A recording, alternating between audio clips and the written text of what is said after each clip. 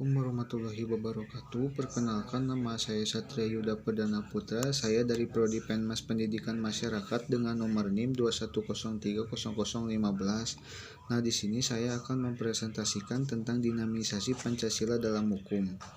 Nah, di sini dinamis secara etimologi, kata ini diserap dari bahasa Prancis dynamku yang berasal dari Yunani yang berarti kekuatan atau tenaga. Nah, dinamis juga yang berarti umum yang merujuk kepada segala sesuatu yang kondisi yang terus-menerus berubah, bergerak secara aktif dan mengalami perkembangan yang berarti. Nah, di sini Pancasila, dinamisasi Pancasila dalam hukum mempunyai ideologi terbuka, yaitu yang pertama, ideologi Pancasila bersifat realistis.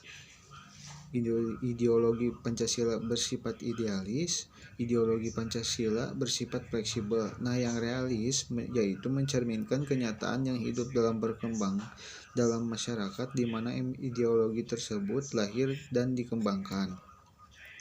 Nah, yang kedua, konsep yang Pancasila bersifat idealis, yaitu konsep yang terkandung di dalamnya mampu memberi harapan, optimisme, serta mampu mengunggah motivasi para pendukungnya untuk berupaya mewujudkan apa yang dicita-citakan. Nah, yang ketiga, ideologi Pancasila bersifat fleksibel, yaitu menyesuaikan diri dengan keadaan yang terus-menerus berkembang dan juga sekaligus mampu memberi arah melalui tafsiran baru yang konsisten dan relevan. Penerapan Pancasila yaitu dalam masa Orde Baru dan Orde Lama. Nah, masa Orde Lama yaitu dari tahun 1945 sampai 1966, proses transisi Indonesia dari masyarakat terjajah menjadi masyarakat merdeka. Saat itu adalah proses pencarian penerapan bentuk Pancasila. Nah, Orde Lama terjadi pada 3 periode berbeda, yaitu periode 1945 sampai 1950, periode kedua 1950 sampai 1959, dan juga yang ketiga periode 1959 sampai 1966. Pada tahun 1945 sampai 1950, Indonesia sebagai negara peralihan dari bangsa terjajah ke bangsa yang merdeka memproses adaptasi penerapan ideologi bangsa, yaitu Pancasila. Sebagian masyarakat ada yang menyetujui dan sebagian besar setuju.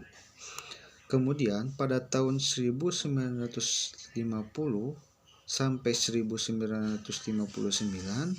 sistem demokrasi berhasil dilaksanakan melalui pemilu 1955 yang dilakukan untuk memilih anggota konstituanti. Akan tetapi, para anggota yang terpilih tidak dapat menyusun undang-undang dasar seperti yang diharapkan. Tanggal 5 Juni 1959, Presiden Soekarno mengeluarkan Dekrit Presiden 1959 untuk membubarkan konstituanti dan membatalkan Undang-Undang Dasar 1950 menjadi Undang-Undang Dasar 1945 periode 1959 sampai 1966. Soekarno selaku presiden mengubah sistem pemerintahan menjadi sistem demokrasi terpimpin.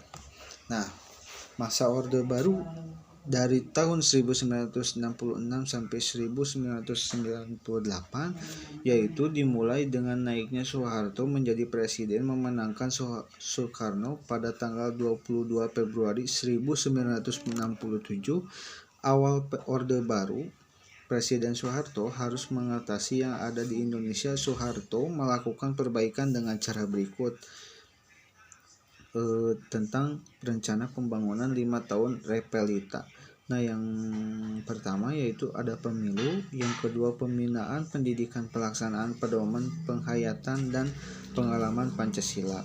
Yang ketiga, pemerataan pembangunan. Yang keempat, selama menjalankan pemerintahan, beberapa masalah juga timbul dan diterbitkan demonstrasi yang terjadi pada tanggal 13 sampai 14 Mei 1998. Diimplementasikan adalah yaitu maraknya KKN, korupsi, kolusi, dan nepotisme. Yang kedua, hak mengumumkan opini yang disetujui. Yang ketiga, peran ganda duifungsi ABRI. Akhirnya, pada tanggal 21 1998, Soeharto mengundurkan diri dari jabatannya setelah disetujui menjadi presiden selama 30 tahun. Dengan demikian berakhir pula pada masa Orde Baru.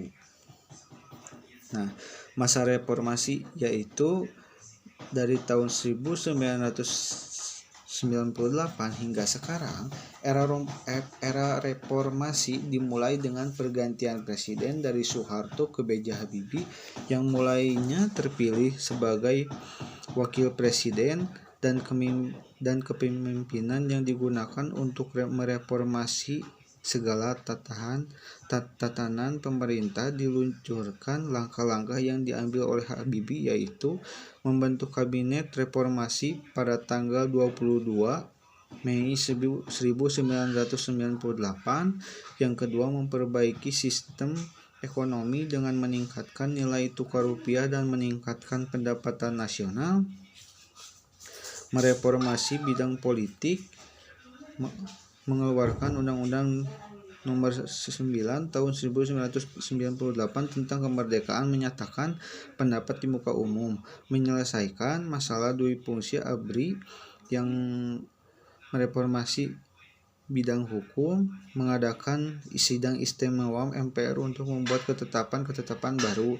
Demikian penjelasan singkat dari penerapan Pancasila dari masa ke masa, hingga tentunya melewati proses yang tidak mudah, ditambah berbagai macam keadaan dan konflik yang pernah terjadi di bangsa Indonesia. Sekian, terima kasih. Mohon maaf bila ada tutur kata yang tidak enak. Wassalamualaikum warahmatullahi wabarakatuh.